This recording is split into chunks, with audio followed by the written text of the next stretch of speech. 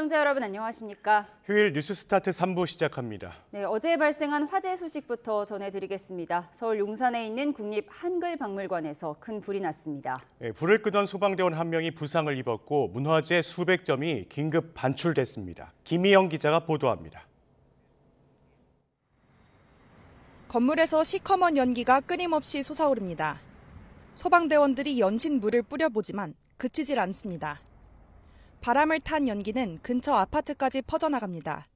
앞에 그 한글박물관이나 뒤에 남산이나 중앙박물관이 안 보일 정도로 연기가 자욱했고 꼭 양파를 깔 때처럼 눈이 맵다고. 아침 8시 40분쯤 서울 용산구 국립한글박물관에서 불이 났습니다.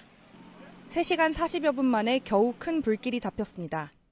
한글박물관은 지난해 10월부터 증축 공사로 휴관 중이었습니다. 다행히 관람객은 없었지만 3층에서 시작된 불이 4층까지 번졌습니다. 안에서 일하던 작업자 6명이 대피하거나 구조됐는데 불을 끄던 소방대원 1명이 부상을 입었습니다. 낙하물에 떨어지면서 대원이 추락한 상태고요. 지금 큰 부상은 아닌 걸로 지금 파악되고 있습니다.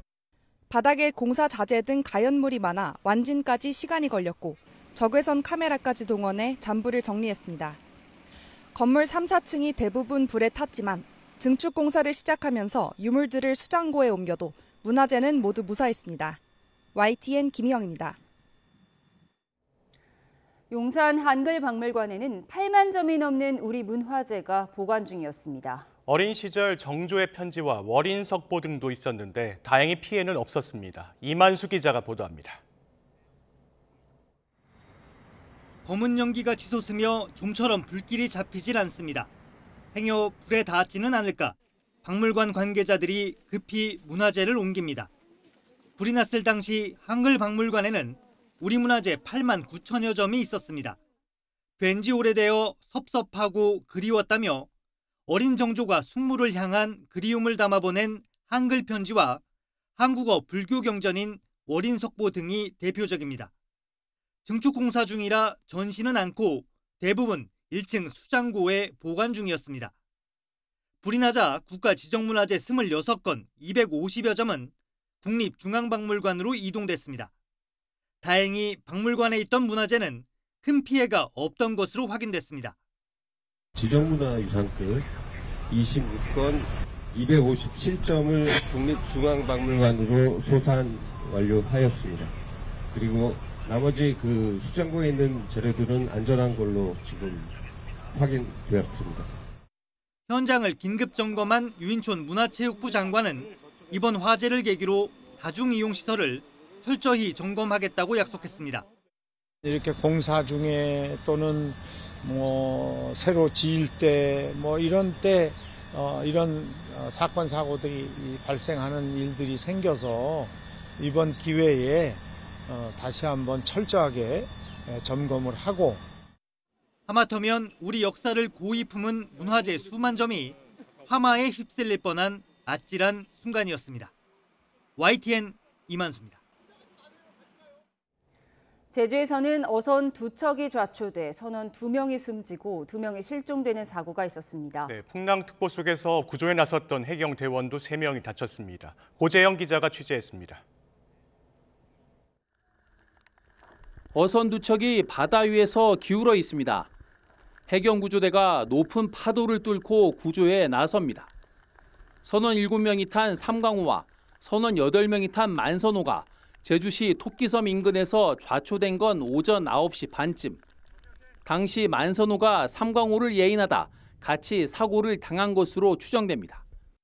삼광호는 해경이 구조에 나섰을 당시 이미 높은 파도에 반파된 상태였습니다. 배 뒷부분은 보시는 것처럼 사고역에서 이곳 700m 떨어진 곳까지 파도에 떠밀려 내려왔습니다. 이 사고로 삼광호 선장과 만선호 인도네시아 선원 등 2명이 숨졌고 삼광호 인도네시아 선원 2명은 실종됐습니다. 구조된 선원 11명은 병원으로 옮겨져 치료받고 있습니다. 사고 해역에는 15m 안팎의 강풍과 풍랑주의보가 내려져 구조 작업이 쉽지 않았습니다. 해경 구조대원 3명이 구조 과정에서 다쳐 1명은 병원에 입원했습니다. 저희 구조대원은 국민의 생명과 재산을 구조하는 게 우선이다 보니까 부상이 있더라도 자기의 신체를 아끼지 않고 최선을 다해서 구조하고 있습니다. 해경은 강풍과 높은 파도가 치는 가운데에도 수중부터 해안가를 수색하며 실종자를 찾는 데 힘을 쏟고 있습니다. 해상에서는 함선 17척을 동원해서 집중 수색을 하고 있고 지금 해안가 수색에는 잠수 요원 60여 명과 해안가 요원 민간 유관기관들 340명 등 약 400여 명이 동원해서 수색에 총력을 다하고 있습니다. 해경은 구조된 선원을 상대로 사고 원인과 함께 만선호의 승선원 명부 허위 신고도 조사할 예정입니다. YTN 고재영입니다. 오늘 새벽 0시 20분쯤 전북 무주군 덕유산 설천봉에 있는 쉼터 상제루에서 불이 났습니다. 새벽 시간이라 건물이 비어있어 다친 사람은 없었지만 3층 높이의 건물이 모두 불에 탔습니다. 해발 1,520m에 있는 쉼터에 스노우모빌과 곤돌라를 타고 접근한 소방대원들은 인공눈 제설기를 이용해 2시간 정도 만에 불을 껐습니다. 윤석열 대통령 측이 문영배, 이미선, 정계선 헌법재판관의 정치적 편향성을 문제 삼으며 탄핵 심판 심리에서 빠져야 한다고 주장했습니다. 헌재는 윤 대통령 측 의견을 검토해보겠다는 입장이지만 실제 받아들여질 가능성은 크지 않아 보입니다. 김태원 기자의 보도입니다. 윤석열 대통령 측이 문영배, 이미선, 정계선 재판관의 탄핵 심판 회피를 촉구하는 의견서를 헌법재판소에 제출했습니다. 윤 대통령 측은 문영배 헌재소장 권한대행이 과거 민주당 이재명 대표와 SNS에서 교류하는 등 정치적으로 편향돼 있다고 주장했습니다. 또 이 재판관의 친동생은 민변의 윤석열 퇴진 특별위원회 부위원장으로 활동하고 있다는 이유를 들었습니다. 정 재판관의 경우 배우자가 속한 공익인권법재단 이사장이 국회 측 대리인당 공동대표인 김희수 변호사라는 점을 거론했습니다. 이들 재판관이 정치적 계단을 드러내 공정성이 심각하게 우려되는 만큼 자진해서 사건 심리에서 빠져야 한다는 겁니다. 대통령을 하루도 그 자리에 있게 만들면 안 된다는 그 세력들의 여러 가지 카르텔이 작용을 한 탓인지 지금 재판이 그냥 초스피드로 하고 있습니다. 이에 대해 헌법재판소는 의견서를 검토해보겠다는 입장이지만 실제 회피가 이뤄질 가능성은 낮다는 분석이 지배적입니다. 헌재는 앞서 윤 대통령 측이 비슷한 이유로 정 재판관에 대해 제기한 기피 신청을 나머지 재판관 7명의 일치된 의견으로 기각했습니다. 단순히 주관적인 의혹만으로는 부족하고 공정성을 기대할 수 없는 합리적이고 객관적인 사정이 있어야 한다는 겁니다. 헌재는 또 최근 여권을 중심으로 재판부의 정치 편향 의혹을 제기하는 데 대해 탄핵 심판의 본질을 왜곡하는 행위라고 지적하기도 했습니다. 판단은 헌법과 법률을 객관적으로 적용함으로써 이루어지는 것이지 재판관 개인의 성향에 따라 좌우되는 것이 아닙니다. 윤 대통령 측이 연일 헌재를 향해 편향성 논란을 제기하고 있는 가운데 헌재가 다시 한번 어떤 결정을 내릴지 주목됩니다. YTN 김태원입니다. 내란 우두머리 혐의로 구속 기소된 윤석열 대통령의 행적이 수사를 통해 하나둘 드러나고 있습니다. 총리부터 장관, 비서실장까지 모두 안 된다를 외쳤지만 국무위원과 대통령이 느끼는 책임감이 다르다며 계엄을 강행한 것으로 확인됐습니다. 양동훈 기자가 보도합니다. 이상민 전 행정안전부 장관은 경찰 조사를 받으면서 계엄 당시 대통령실 상황을 상세히 진술했습니다. 이 전 장관은 저녁 8시 40분쯤 대통령 집무실에 도착해 대통령과 박성재 법무부 장관, 김용현 전 국방부 장관을 만났습니다. 1에서 2분쯤 지나자 한덕수 국무총리와 김영호 통일부 장관도 집무실에 왔고 조태열 외교부 장관, 조태용 국정원장도 연이어 도착했습니다. 이 전 장관은 조 장관이 강하게 반대하는 모습을 목격했다고 경찰에 진술했습니다. 대한민국이 지난 70여 년간 쌓아올린 모든 성취를 한꺼번에 무너뜨릴 수 있을 만큼 심각한 문제이니 제고해달라는 말씀을. 하지만 윤 대통령은 오래 생각해온 일이라며 반대를 묵살한 뒤 총리와 장관들을 고작 10여 분 만에 접견실로 내보냈습니다. 이 전 장관은 직접 집무실로 들어가 국민들이 납득 못한다, 국무위원 전원이 반대하고 있다고 간언했지만 대통령은 묵묵부답이었습니다. 이후 한덕수 총리와 정진석 비서실장도 대통령을 설득하는 데 실패했습니다. 그러던 사이 국무위원 11명이 모이자 윤 대통령이 접견실로 나와서는 장관들이 느끼는 책임감과 대통령의 그것은 다르다며 반대를 일축하고는 자리를 떴습니다. 밤 10시 17분부터 22분까지 있었다는 5분 국무회의의 실상이 이 전 장관 진술로 다시 한번 확인된 겁니다. 국무회의 자체가 굉장한 절차적, 실체적 흠결을 갖고 있다고 생각합니다. 계엄 선포 이후 대통령은 이제 돌아가서 자기 일 열심히 하라며 장관들을 내보냈습니다. 이 전 장관은 왜 더 적극적으로 계엄 선포를 말리지 않았느냐는 경찰 질문에 입법부 방해까지 한다는 사실을 당시에 알았다면 몸을 써서라도 막았을 것이라고 진술했습니다. 경찰 조사에서는 계엄 선포 이후 이 전 장관이 대통령실 부속실 직원에게 회의 참가자와 발언 요지 등을 기록해두라고 지시한 것이 확인되기도 했습니다. 합법적인 국무회의가 있었던 것처럼 꾸미려고 한 것이 아니냐는 경찰 질의에는 회의록을 남겨야 한다는 생각이었을 뿐 다른 의도는 없었다고 반박했습니다. YTN 양동훈입니다.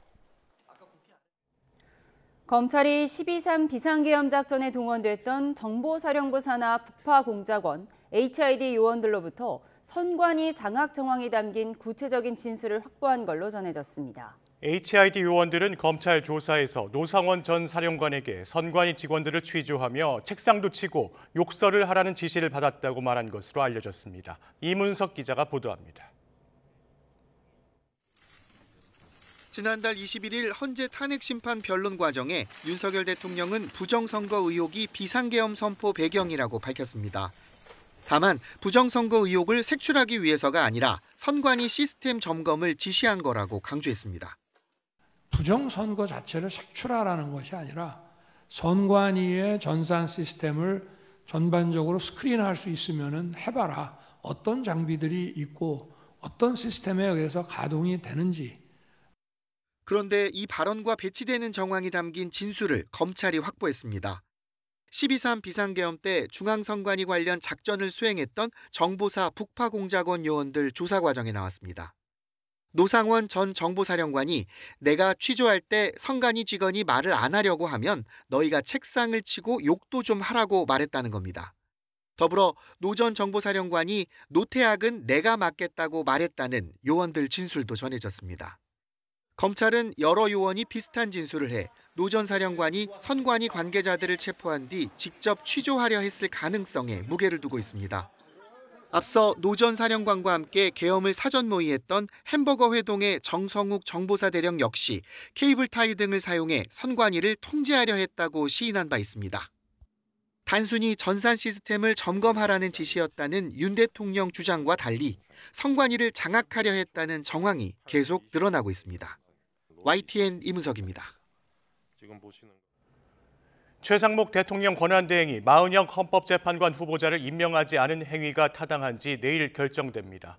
헌법재판소는 내일 오후 2시 우원식 국회의장이 제기한 권한쟁의 심판과 김정환 변호사가 제기한 헌법소원 심판을 선고합니다. 앞서 국회는 정계선, 마은혁, 조한창 후보자를 선출했지만 최 대행은 임명을 미루다 지난해 12월 31일 마 후보자를 제외하고 다른 두 후보자만 재판관에 임명했습니다. 윤 대통령 측은 내일 선고가 예정된 마은혁 헌법재판관 후보자의 임명과 관련된 헌법쟁의 심판 청구가 각하돼야 한다고 주장했습니다. 윤 대통령 변호인단은 입장문을 내고 우원식 국회의장이 국회 이름으로 최상목 대통령 권한대행에게 권한쟁의 심판을 청구하면서 국회의 본회의 의결을 거치지 않은 건 명백한 절차적 흠결이라며 이같이 밝혔습니다.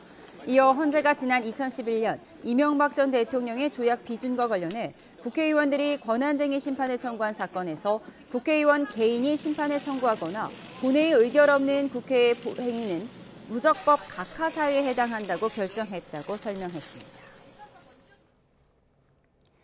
헌법재판소의 정치적 편향성 문제 제기를 이어가는 국민의힘은 하루 앞으로 다가온 헌법재판관 임명 보류 관련 권한쟁의 심판을 겨냥한 총공세에 나섰습니다. 민주당은 국민의힘의 헌재 흔들기가 여권 지지층 선동을 넘어 음모론으로 번지고 있다고 맞섰습니다. 박정현 기자입니다. 여당은 헌법재판소가 마은혁 후보자를 임명치 않은 최상목 권한대행 관련 판단을 서두르는 건 편향성을 자인하는 셈이라고 지적했습니다. 한덕수 총리 탄핵 심판이 시기적으로 먼저고 쟁점도 간단한데 임명 보류 심판을 당긴 건 특정 세력 일정표에 맞춘 선택형 속도전이라는 겁니다.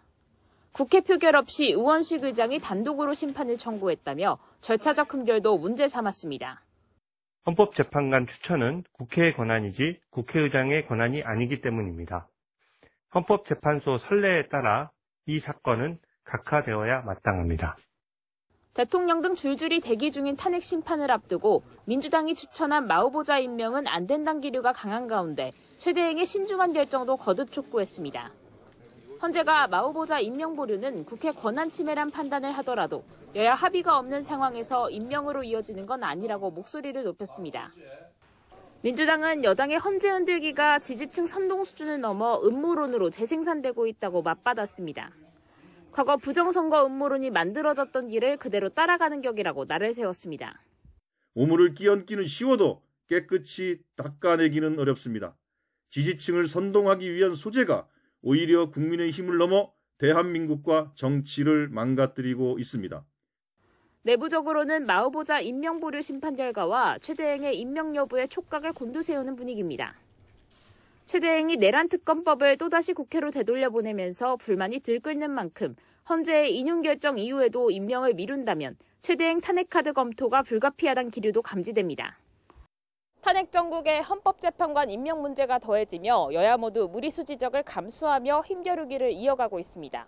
다만 애초 여야가 서로에게 책임을 돌리며 헌법재판관 임명을 차일피일 밀어 논란을 자초했다는 비판은 피하기 어려워 보입니다. YTN 박정현입니다. 지난 설 연휴 기간 여러 기관에서 여론조사 결과를 발표했죠. 그런데 그 결과가 그야말로 천차만별이었다는 분석이 나오고 있습니다. 특히 차기 대선을 가정한 양자 대결 수치는 조사 기관에 따라 적잖은 차이를 보였는데요. 원인은 무엇일까요? 정인용 기자가 분석했습니다. 설 명절을 앞두고 진행된 여론조사에서 중도층의 경우 정권 재창출보다 정권 교체가 필요하다는 의견이 오차범위 밖으로 우세했습니다. YTN은 물론 KBS, SBS, 중앙일보 등 조사 의뢰기관을 가리지 않고 마찬가지였습니다. 차기 대통령 적합도 역시 여야 전체 후보군 가운데선 민주당 이재명 대표 지지율이 31에서 36%로 오차범위 밖 1위를 기록했습니다. 하지만 차기 대선 주자 양자 대결은 유독 조사기관마다 결과가 들쑥날쑥했습니다. YTN과 중앙일보가 진행한 여론조사는 이재명 대표와 오세훈 서울시장, 홍준표 대구시장이 각각 오차범위 내 접전이었던 반면 KBS와 SBS가 의뢰한 결과는 오차범위 밖으로 이 대표가 우위를 보인 겁니다. 전체 여론조사 흐름을 표면적으로 보면 정권 교체를 바라는 여론이 적지 않지만 이 대표가 이를 온전히 흡수하지 못하고 있다는 분석이 나옵니다. 윤 대통령의 비상계엄 선포는 잘못됐다면서도 이 대표가 이끄는 민주당이 대안이 될 수 있는지 의문이 남는다는 해석입니다. 특히 양자 대결의 경우 아직 대선 구도가 확정되지 않은 점도 응답자 선택에 영향을 미친 걸로 보입니다. 이재명 대표는 결국 편차가 없잖아요. 아직까지는 범여권 또는 국민의힘 지지층들의 통합된 표심이 또는 지지층들의 이 의향이 반영됐다고 보기에는 좀 어렵다 이렇게 봐야 되겠죠. 탄핵 정국 속에 보수와 진보 양진영의 결집도는 그 어느 때보다 공고해질 거란 전망이 나오는 가운데 차기 대선에선 결국 또 중도와 무당층 표심 공략이 주요하게 작용할 거란 관측이 나옵니다. YTN 정인용입니다. 최근 연일 실용주의 노선을 강조하는 민주당 이재명 대표가 인공지능 AI 예산을 추경에 포함하자고 제안했습니다. 국민의힘은 협상 여지는 열어두면서도 제안에 진정성이 있다면 상임위 단계에서 멈춰있는 반도체 특별법 처리에 먼저 협조하라고 요구했습니다. 이준엽 기자가 보도합니다.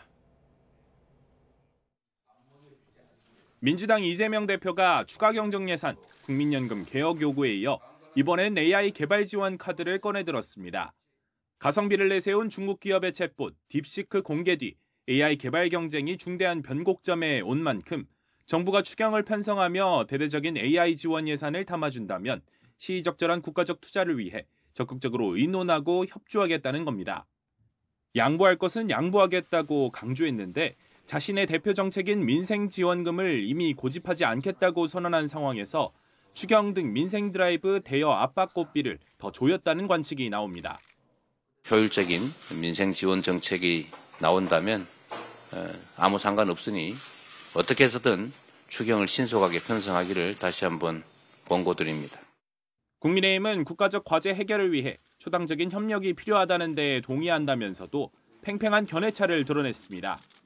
반도체 연구 개발직에 대한 주 52시간 근무제 예외 적용 문제를 사이에 둔 여야 이견으로 상임위에 묶여있는 반도체 특별법 처리부터 거대 야당이 협조해야 한다고 응수했습니다. 전략 산업을 지원하기 위한 입법을 외면하면서 인공지능 투자 확대를 외치는 것은 말과 행동이 다르다는 비판을 피할 수 없을 것입니다. 추경 관련 협상 여지는 열어뒀지만 민주당의 감액 예산안 일방 통과 사과와 함께 추경 용처와 규모를 밝히는 것이 우선이라고 지적했습니다. 나아가 경색된 정국을 풀기 위해 민주당이 특검과 탄핵을 멈추고 반도체법뿐 아니라 여당 주도 미래먹거리 4법 처리에도 함께할 것을 촉구했습니다. 이재명 대표의 거듭된 실용주의 메시지의 호소력은 실제 성과로 이어지는지에 달려있다는 분석이 적지 않습니다. 결국 여야 협상이 관건인데 민생 프레임을 선점하기 위한 양측의 치열한 신경전이 전망됩니다. YTN 이준엽입니다.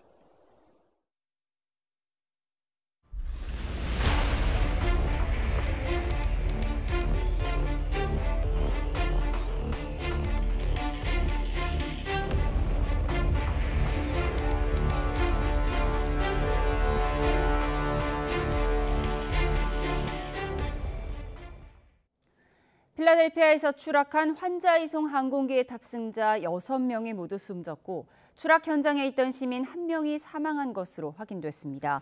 클라우디아 셰인바움 멕시코 대통령은 성명에서 필라델피아 병원에서 치료를 받고 멕시코로 돌아가려던 어린이와 어머니, 승무원 등 멕시코 국적 탑승자 6명이 모두 숨졌다고 밝혔습니다. 셰렐 파커 필라델피아 시장은 기자회견을 열고 항공기 추락 현장 부근 차 안에 있던 시민 1명이 숨지고 19명이 다쳤다면서 조사가 진행 중인 만큼 인명피해가 더 늘어날 수도 있다고 발표했습니다. 사고 항공기는 저녁 6시 노스이스트 필라델피아 공항에서 이륙한 직후 약 5km 떨어진 루즈벨트호 인근 버나가에 추락했습니다. 항공교통관제사는 이륙 직후 우측으로 선회하라고 2차례 요청했지만 30초 뒤에도 응답이 없자 항공기 한 대를 놓쳐 무슨 일이 발생했는지 파악 중이며 공항을 임시 폐쇄한다고 밝혔습니다. 한때 전 세계 하늘길을 주름잡던 보잉사가 최근 각종 사고와 함께 창립 100여년 만에 최대의 위기를 맞고 있습니다. 비용 절감에만 몰두해 품질을 등한시한 결과인데 기업 문화가 바뀔 수 있을지 미지수입니다. 권영희 기자입니다. 최근 몇 년간 발생한 대형 여객기 사고는 대부분 보잉의 비행기였습니다. 무안공항에서 발생한 사고도 보잉 737-800 모델이었습니다. 사고가 잇따르자 운항 차질과 항공기 인도 중단이 이어졌습니다. 1997년부터 21년 연속 흑자를 내던 보잉은 지난해 2분기 창사 이래 최대 손실을 기록했습니다. 주가는 역대 최고 대비 반토막 났고 회사채 등급도 투자 부적격 직전입니다. 보잉의 비극은 1997년 맥도넬 더글러스를 인수해 군사 분야를 강화하며 시작됐다는 지적이 많습니다. 기술임원보다 재무와 회계 전문가들이 대거 경영진에 합류하며 회사 기류가 바뀌었습니다. 기술자들의 대형 해고가 뒤따랐습니다. I think they need to cut back on some of their mid-level management. There's a term going around. It's managers managing managers, managing managers, managing managers, managing managers. And then you got the employees. 가장 큰 실책은 비용 절감을 위해 2005년 동체 제작 사업부를 팔아치우고 외주로 바꾼 것입니다. 외주 남발의 결과는 계속된 기체 결함으로 돌아왔습니다. There must be a profound shift in the company's safety culture to holistically address its quality assurance and production challenges. 회사를 추스르고 품질을 챙기려면 막대한 자금이 필요합니다. 그러나 규제와 파업 등으로 제품을 팔지 못하고 있는 보잉은 현금이 부족합니다. 일단 주식과 회사채를 팔아 최대 250억 달러, 우리 돈 35조 원을 조달할 계획입니다.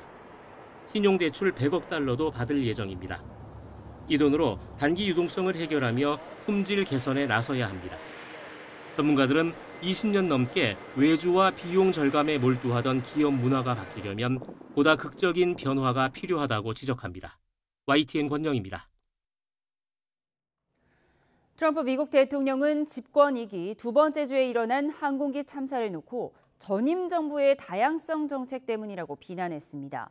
사고나 범죄, 질병까지 정략 소재로 삼는 트럼프 대통령의 언행이 미국 사회의 차별과 혐오를 부추긴다는 지적이 나오고 있습니다. 홍주혜 기자입니다.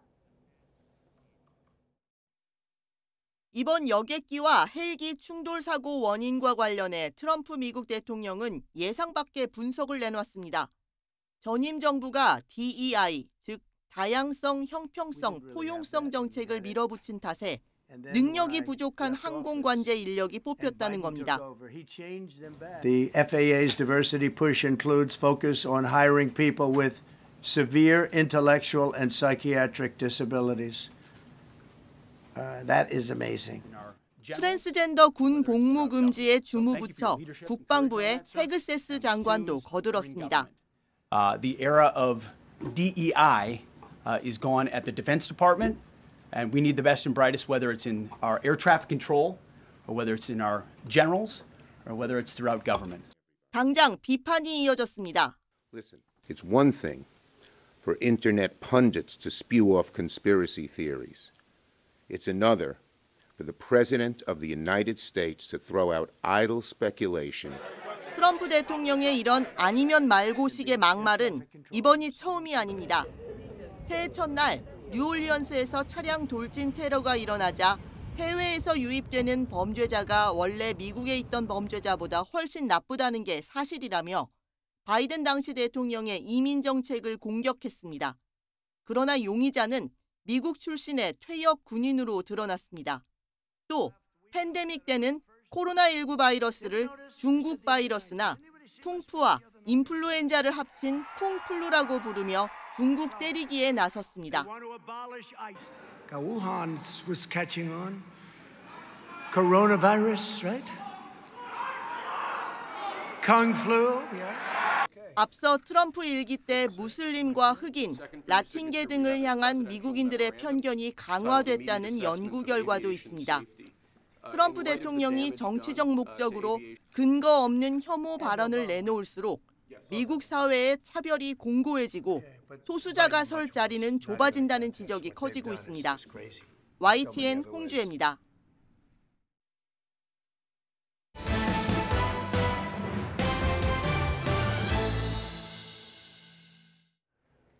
부당합병 의혹으로 재판에 넘겨져 1심에서 무죄를 선고받은 이재용 삼성전자 회장의 항소심 선고가 내일 이루어집니다. 검찰은 새로운 증거 2,000개를 제시하고 공소장까지 변경하며 혐의 입증에 총력을 기울였는데 항소심 재판부가 이를 어떻게 받아들일지 주목됩니다. 김다현 기자가 보도합니다. 이재용 삼성전자 회장은 부당합병과 회계부정 의혹 등으로 지난 2020년 9월 재판에 넘겨졌습니다. 이 회장이 지난 2015년 자신이 최대 주주로 있던 제일모직의 주가는 띄우고 삼성물산 주가는 낮춰 부당한 방식으로 합병하고 이후 불법 논란을 차단하기 위해 제일모직 자회사인 삼성바이오로직스의 분식회계에도 가담했다는 것이 혐의의 골자입니다. 검찰은 이 회장 경영권 강화를 목적으로 삼성이 그룹 차원에서 조직적으로 범행을 저질렀다고 주장했지만 1심은 이 회장과 관련자 전원에게 무죄를 선고했습니다. 두 회사 합병에는 경영권 승계만이 아닌 사업상 이유도 있었고 삼성바이오도 올바르게 회계 처리가 된 것으로 보인다는 이유였습니다. 이어 검찰의 불복으로 이어진 2라운드 항소심 선고 결과가 내일 오후 2시에 나옵니다. 항소심에선 지난해 8월 나온 서울행정법원 판결이 변수로 꼽힙니다. 당시 행정법원은 이 회장 1심과 달리 합병 과정에서 삼성바이오의 분식회계가 있었다고 사실상 인정했습니다. 검찰은 이를 근거로 공소장까지 변경하며 혐의 입증에 주력했고 항소심에서도 1심과 마찬가지로 징역 5년과 벌금 5억 원을 구형했습니다. 반면 이 회장은 최후 진술에서 개인적인 이익을 위해 주주들에게 피해를 입히거나 투자자들을 속이려는 의도는 없었다며 어려운 상황을 극복하고 국민의 사랑을 받는 삼성으로 거듭날 수 있도록 기회를 달라고 호소했습니다. 이번 판결은 이 회장의 경영 행보에도 영향을 미칠 수밖에 없습니다. 그런 만큼 법원이 검찰의 공소장 변경과 새로 제출된 증거 2,000개의 무게를 실을지 이 회장 손을 들어준 1심을 유지할지 주목됩니다. YTN 김다현입니다. 요즘 물가가 가파르게 오르면서 외식 물가 상승세가 심상치 않지요. 직장인들이 가장 많이 찾는 구내식당은 물론 편의점 가격도 오름세라고 합니다. 황보혜경 기자입니다. 점심시간을 맞은 서울 여의도 구내식당에 긴 줄이 늘어섭니다. 부근 식당가보다 저렴한 가격에 점심값을 아끼려는 직장인들로 늘 붐빕니다. 요즘에 워낙 물가가 비싸다 보니까 최소 10,000원은 넘더라고요. 한 달이면 꽤 많은 금액을 줄일 수가 있어서 이용하고 있습니다. 하지만 주머니 사정을 달래주던 구내식당도 치솟은 물가 영향을 피하지 못했습니다. 이번 달부터 이 구내식당 점심 가격은 지난해 5,500원에서 6,500원으로 18% 올랐습니다. 외부인은 7,500원으로 더 크게 뛰었습니다. 이상기후로 공급량이 줄어 식재료 가격이 크게 오르면서 지난해 외식 소비자 물가 지수는 1년 전보다 3%가량 올랐습니다. 구내식당 물가는 4% 넘게 오르며 전체 외식 물가 상승률을 웃돌았습니다. 간편하게 한 끼를 해결할 수 있는 편의점 물가도 마찬가지입니다. 편의점 도시락이나 삼각김밥 등 대표 품목 가격은 1년 전보다 3에서 4%씩 올랐습니다. 편의점도 가격이 올랐지만 다 같이 오른 경향이 있기 때문에 편의점이 아무래도 상대적으로 저렴하고 해서 자주 이용하고. 최근 원달러 환율이 오르는 상황에서 수입 식재료 의존도가 높은 외식업계 가격 인상은 올해도 계속될 것으로 전망됩니다. YTN 황보혜경입니다.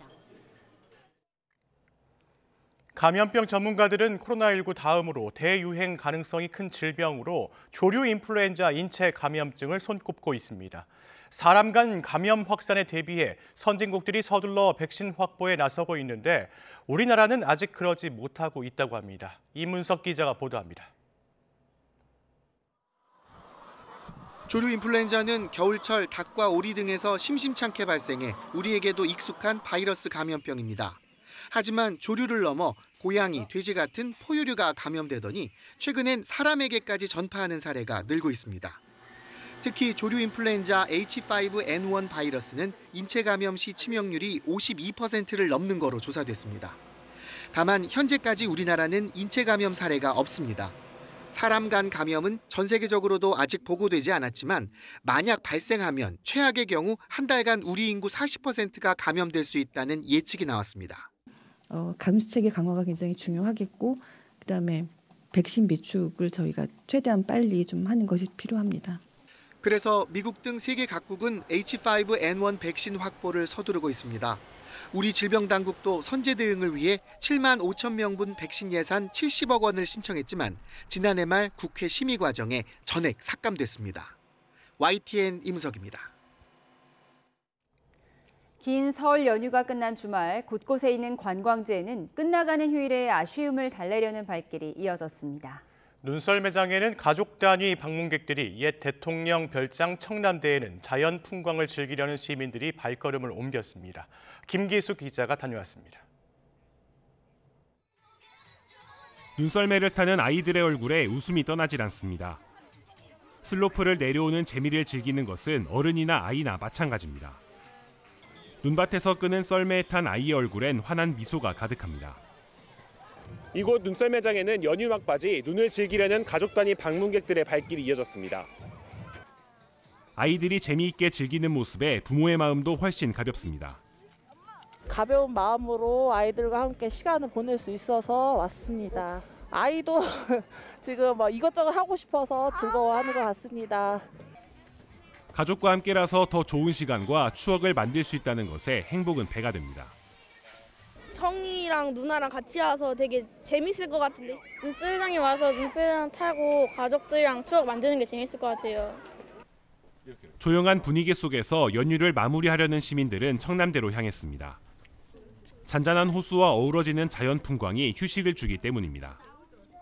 또 역대 대통령들의 업적을 볼 수 있는 기록관과 대통령 집무실을 체험할 수 있는 공간에도 방문객들의 발길이 이어졌습니다. 오늘 이렇게 청남대에 와보니까 너무 괜찮고 역대 대통령께서 이렇게 한자리에 있는 것 자체가 저희가 가슴이 뿌듯합니다. 길었던 설 연휴, 시민들은 각자의 방법으로 지나가는 명절의 아쉬움을 달랬습니다. YTN 김기수입니다. 기후의 영향을 받지 않고 노동력도 줄일 수 있는 첨단 자동화 농업시설이 인기를 끌고 있습니다. 충청북도가 최첨단 스마트팜 시설을 갖추고 지역 맞춤형 농작물 연구에 본격적으로 뛰어들었습니다. 이성우 기자입니다. 자동화 기계가 농작물 사이를 오가며 방제 작업을 벌이고 있습니다. 온실 내부의 온도와 습도 등도 자동으로 분석해 중앙 컴퓨터와 관리자에게 전달합니다. 이곳은 충북농업기술원이 스마트팜을 연구하기에 만든 실증센터. 5,300여 제곱미터 규모의 온실 형태로 모두 6개의 작은 온실로 분리돼 운영하고 있습니다. 특히 난방비 절약을 위해 외부의 공기열을 이용하는 것이 특징입니다. 외부로부터 차가운 열을 흡수하여 이 공기열 히트펌프를 통해서 따뜻하게 데우고 370톤의 추결조를 55도까지 데우게 됩니다. 이곳에서 연구하는 작물은 딸기와 양배추, 고추냉이 등 11종입니다. 모두 충북 지역에 맞는 작물과 농가 소득 향상을 위해 시장 확장 가능성이 있는 품종을 선택해 시범적으로 재배하고 있습니다. 또 스마트 농업 인력 양성을 위해 농민들의 교육 시설로도 활용할 예정입니다. 스마트 농업 기술을 교육을 하고 있고요. 이 프로그램 안에 이론 교육과 더불어 현장 실습을 할 수 있는 장소로 저희가 제공을 할 예정입니다. 현재 충북 지역 스마트팜 농가는 모두 615곳, 280여 헥타르로 전체 시설 면적의 5.1%에 불과합니다.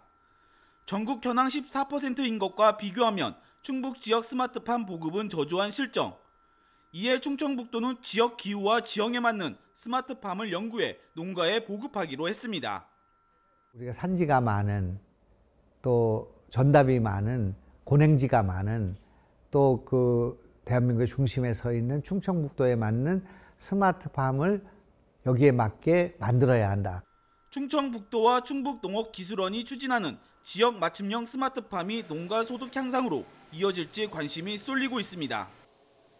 YTN 이성우입니다.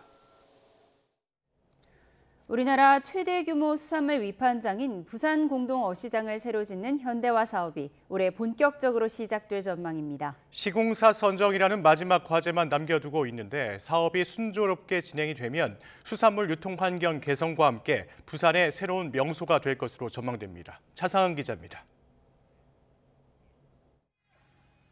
바다에서 잡아올린 고등어를 기계 바구니에 쏟아붓습니다. 크고 작은 개체가 뒤섞인 상태로 컨베이어 벨트를 따라 움직이더니 크기별로 나뉘어 아래로 내려옵니다. 올해부터 본격적인 현대화 사업이 예정된 부산 공동어시장의 핵심 설비, 선어 자동 선별기입니다.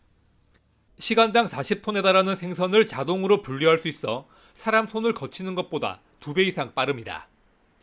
우리나라 최대 규모의 수산물 위판장인 부산 공동어시장이 이 같은 자동화 설비 등을 정식으로 갖추는 현대화 사업을 올해 상반기부터 시작합니다. 세월의 흔적이 묻어있는 기존 시설물을 모두 철거하고 이르면 오는 2028년 말까지 위판장과 냉동창고, 판매시설 등을 새로 짓습니다.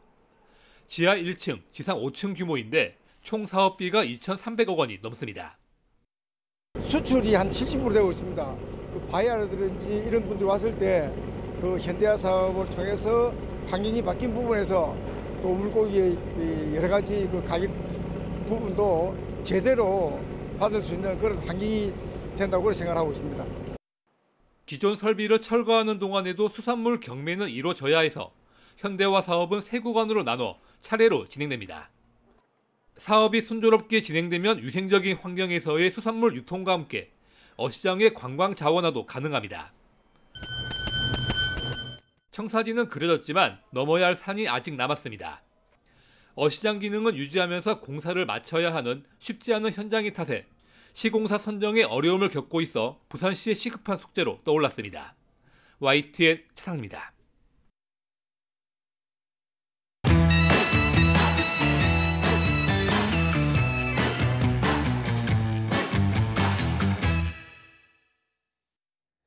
요즘 가요 시장은 누가 뭐래도 트로트 전성시대죠. 트로트가 지난 1960년에서 70년대 이후 반세기 만에 다시 팬들의 사랑을 받고 있고, 이런 트로트 붐을 주도하는 가수 가운데 한 명이 바로 장민호입니다. 아이돌 가수로 출발해서 연기자를 거쳐 트로트의 대표 주자가 되기까지 장민호의 도전 인생을 박순표 기자가 소개합니다.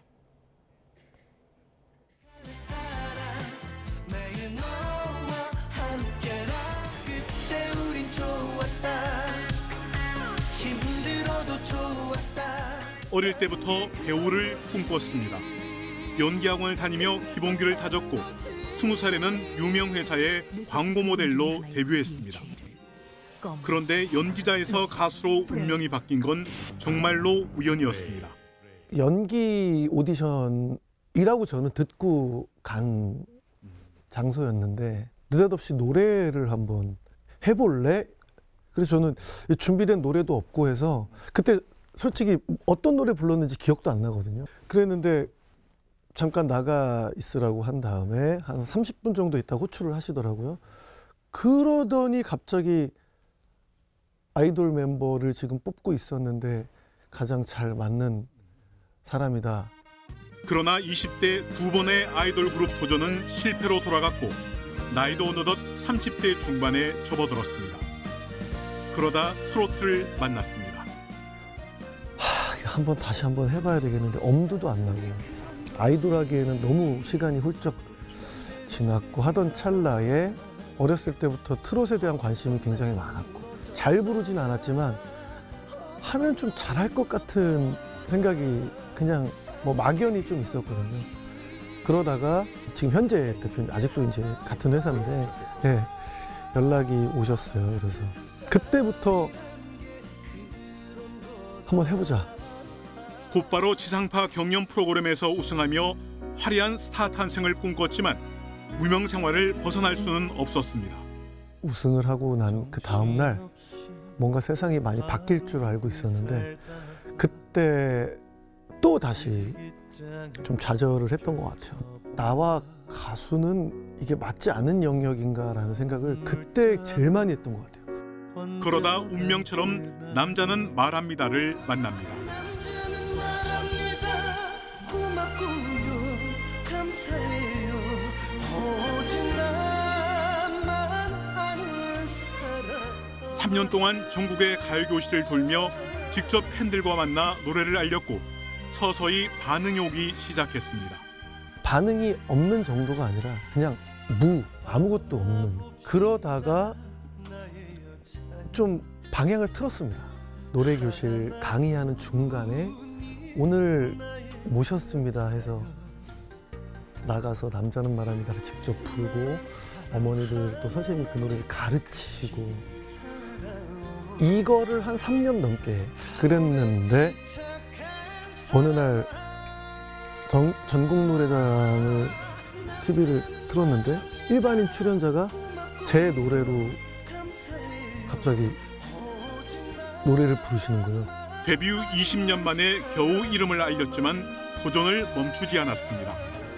그래서 미스터 트롯에 출전했습니다. 지금 이렇게 만들어 놓은 건 마저 잃을까 봐 이제 인간적인 마음은 그게 제일 컸던 것 같아요. 그러니까 두려웠던 것 같아요. 근데 아무것도 안 하면 아무것도 안 되지 않을까? 이젠 자신의 이름을 건 단독 콘서트가 예매 시작과 동시에 매진될 정도로 트로트 대표 가수로 자리를 잡았습니다. 팬들을 위해 무엇을 해야 할지도 조금씩 알게 됐습니다. 진짜 제가 좋아하고 잘하는 것들이 뭔지 이제서야 보이는 것들이 있더라고요. 잘하는 걸 더 잘하게 만들어서 기다려주신 분들께 보여드리는 것이 가수로서의 소명이라고 생각이 들고요. 연기자에서 아이돌 그룹, 트로트 가수에서 방송 진행자까지 장민호의 도전 인생은 여전히 현재 진행형입니다. YTN 박순표입니다.